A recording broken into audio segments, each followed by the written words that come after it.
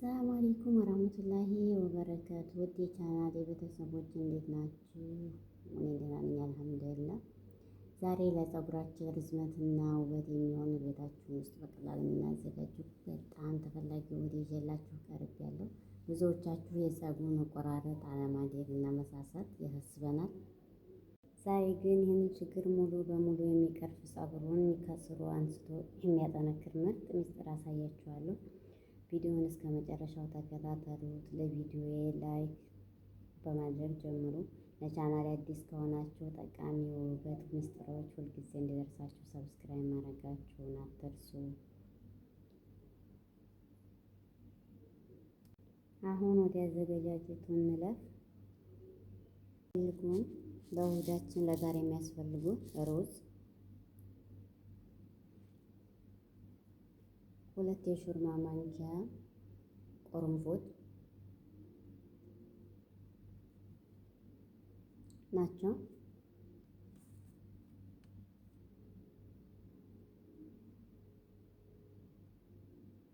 መጀመሪያ ሩዙን በንጹህ ውሃ ላዩን አቧራውን ለማስለቀቅ ማጠብ ይኖርብናል። በጣም መታጠብ የለበትም። አቧራው ብቻ እንዲለቅ አድርገን ማጠብ አለብን። እንደምታዩት አጥቤ ጨርሻለሁ።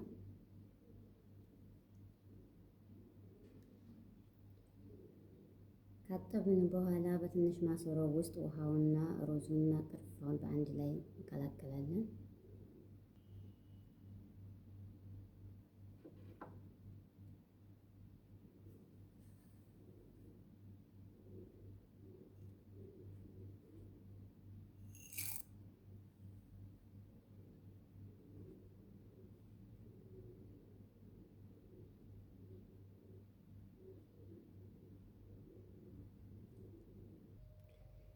እንደዚህ ተቀላቀልን በኋላ በመካከለኛ እሳት እንጥደዋለን። ከ10 እስከ 15 ደቂቃ ያህል እናፈላዋለን። ሙሉ ከለሩን እስከሚቀይር ድረስ ማለት ነው። በነገራችን ላይ የሩዝ ውሃ ጥቅሙ በጣም ብዙ ነው። ለስላሳና የተንጸባረቀ ፀጉር የሩዝ ውሃ የሸካራ ወይም የተጎዳ ፀጉር በማለስለስ በቀላሉ እንዲበጠርና እንዲታዘዝ ያደርገዋል።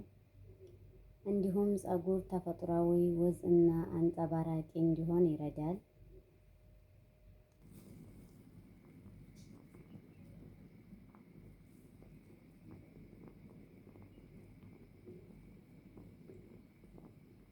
ከ10 እስከ 15 ደቂቃ ያህል ከተተከተከ ይበቃዋል።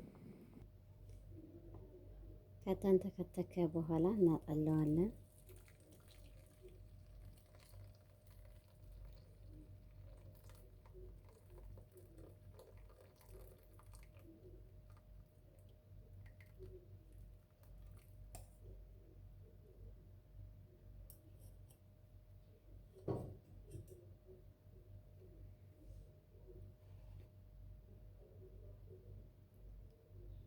ያው ሳህኑ ቀይ ስለሆነ ብዙም እንትን አይልም።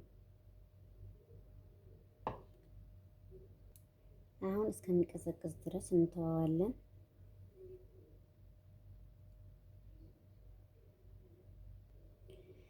የተጣራውን ውሃ ለመጠቀም እንዳመቸን እንደዚህ አይነት ረሻሽ ያለው ነገር ቢሆን አሪፍ ነው።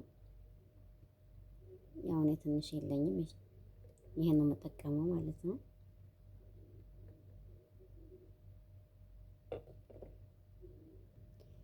ከበረደ በኋላ እኔ እዚህ ውስጥ ከትቼዋለሁ ማለት ነው። ለመጠቀም እንዳመቸኝ። ከመጠቀማችን በፊት ፀጉራችንን በሻምቦ በደንብ መታጠብ አለብን። ከታጠብን በኋላ ከራስ ቅላችን ጀምሮ እስከ ጫፍ ድረስ በደንብ መርጨት አለብን። የራስ ቅላችንን መቃስ እያለን በእጃችን እስከ 5 ደቂቃ ድረስ መሳጭ ማድረግ ይጠበቅብናል።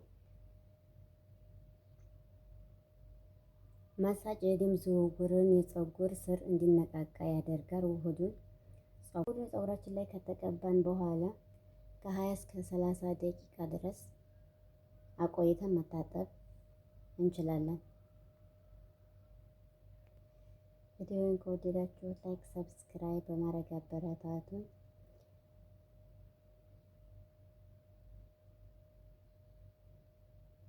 በሌላ ቪዲዮ እስከምንገናኝ ባይ ባይ።